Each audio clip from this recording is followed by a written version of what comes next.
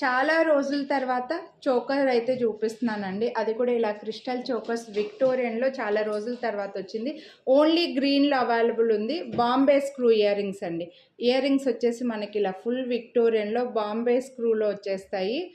చూడండి, స్క్రూ బ్యాక్లో Victorian mehndi Victorian పాలిష్లో మంచి సైజులో వచ్చి, సో మీరు డ్రెస్సులకైనా పెట్టుకోవచ్చు, శారీస్కైనా సూపర్గా ఉంటుంది.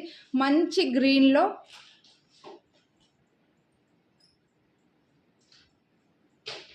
లాకెట్ అయితే చాలా బాగుంది. డిజైన్ మంచి గ్రీన్లో వచ్చింది.